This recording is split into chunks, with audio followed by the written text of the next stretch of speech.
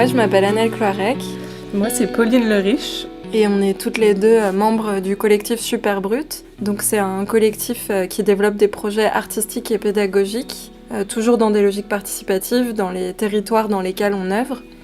Donc c'est un collectif qui a été créé en 2018 et qui est basé à Bagnolet dans le 93, en Île-de-France. On a commencé en fait par rencontrer les habitants et les habitantes de Saran en leur posant toute une série de questions sur comment est-ce qu'ils habitent leur village et quel lien il existe entre le bourg du village et les quartiers. Et assez rapidement, on s'est orienté autour du monde végétal et particulièrement le monde végétal aménagé par l'humain. C'est un sujet qui est omniprésent dans cette commune rurale, autant par l'agriculture que les jardins potagers, les jardins partagés. Il y a un jardin partagé qui a été créé là très récemment dans le village et qui est aussi un lieu de convivialité.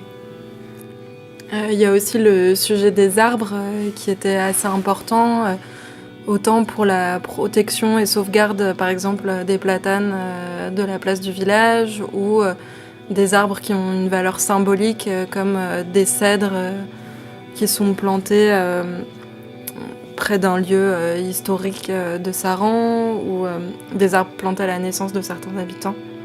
Ou des arbres aussi qui ont une signification dans le paysage.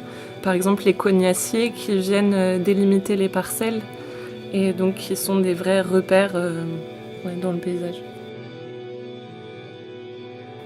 C'est une notion du coup qui diffère vraiment selon les personnes auxquelles on s'adresse. Il y en a qui parlent de quartier, d'autres de lieux-dits. Ce qui était intéressant, c'est qu'on se rendait compte que selon là où les Sarantais habitaient, il y avait un rapport qui était différent au bourg. Certains parfois ne vont jamais à Saran et exclusivement à Mauvezin du fait des commerces, même simplement pour mettre la poubelle parce que le dispositif est plus accessible. Au cours de la résidence, on s'est aussi rendu compte qu'il y avait des sujets qui pouvaient diviser. Et du coup, notre démarche, c'était plutôt de voir qu'est-ce qui faisait le commun. Et donc, le monde végétal, c'était en partie ça, que c'était les sujets qui rassemblaient. Je dirais que je fais un peu un détour, mais je dirais qu'il y a déjà dans notre démarche, il y avait parce qu'on a aussi organisé des balades exploratoires. Donc comment on l'exprime, c'est en essayant de créer la rencontre pendant notre temps de résidence. Donc ce qu'on a fait jusque-là, et ensuite dans un second temps, au niveau esthétique et visuel, c'est cette fresque donc, qui se retrouve sur le mur de la salle des fêtes au plein centre du bourg.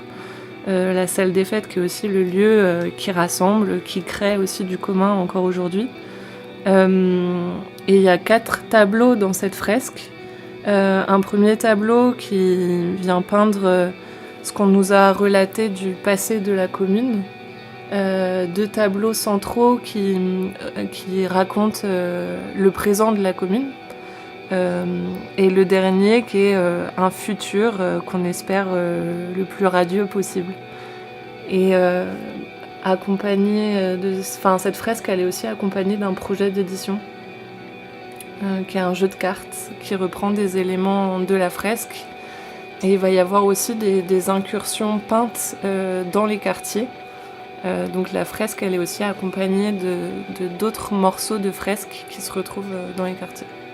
Et ce jeu de tarot, du coup, on a décidé ce format-là puisque on s'était dit que pour révéler à la fois ce qui rassemblait et ce qui divisait dans le village, l'idée d'un acte un peu psychomagique avec des significations symboliques derrière des éléments du paysage de Saran ou simplement action collective pouvait être intéressant pour faire réfléchir à différents sujets.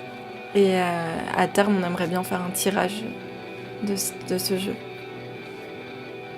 Après, dans la démarche participative qu'on a eue, donc il y a les balades dont parlait Pauline, où on a fait intervenir des habitants qui racontaient leur expérience de leur quartier.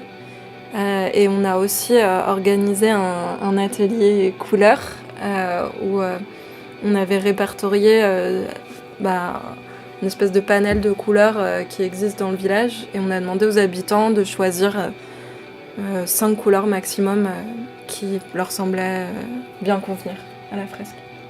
Après, on a aussi, nous, choisi en fonction de notre expertise, mais on a tenu compte des avis des habitantes. On espère que cette fresque parlera à l'ensemble des Sarentais et des Sarentaises, qu'ils se reconnaîtront dans cette fresque et qu'elle fera sens pour elles et eux.